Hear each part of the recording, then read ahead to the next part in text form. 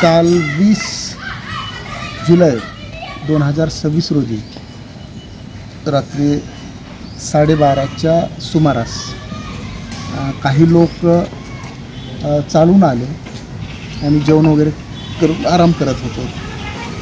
आई 4 महिन्यापासून या ठिकाणी पॅरालिसिस झाल्यामुळं घरात पडून असेल, तर तिची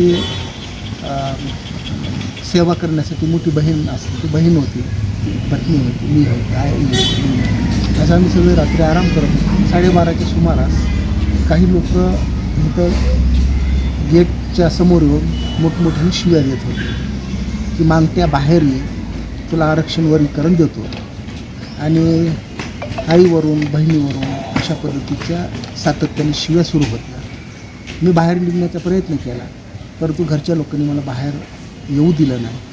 कारण समोर जे काही ह्या गाडीवर जो काही अटॅक त्यांचा चालू होता, तुम्ही गाडी बघितला असेल की 20-20, 30-30 किलोच्या अशा मोठ्या फरशी ते गाडीवर टाकत होते. मग घरचे म्हणले की तुम्ही जाऊ नका बाहेर.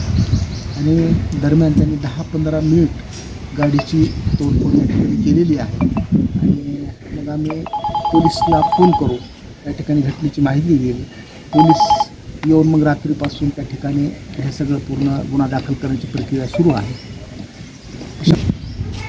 असा या संदर्भातला थेट संबंधाच्या संदर्भात असा काही पुरावा म्हणून नाही, परंतु ती एक ऐकीव माहिती आहे की काल दुपारी 2 वाजता परभणी शहरामध्ये राजू थाटे यांच्यावर झालेल्या हल्ल्याचा निषेध करण्यासाठी एक बैठक झालेली आहे.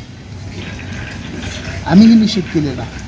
आणि मग त्या बैठकीमध्ये ज्या काही लोकांनी काही संतप्त भावना व्यक्त केल्या आणि मग त्याचा सूड घेण्यासाठी या ठिकाणी हा प्रकार करण्यात आल्याची आमच्याकडे माहिती आलेली आहे. त्यामुळं आमची विनंती आहे पोलीस प्रशासनाला, व या हल्ल्यामध्ये सहभागी झालेल्या लोकांवर तर कारवाई झालीच पाहिजे, परंतु ह्या हल्ल्याच्या पाठीमागं असणारे जे काही चिथावणीखोर जे लोक आहेत त्यांच्यावर सुद्धा या ठिकाणी कारवाई झाली पाहिजे अशी आमची मागणी आहे.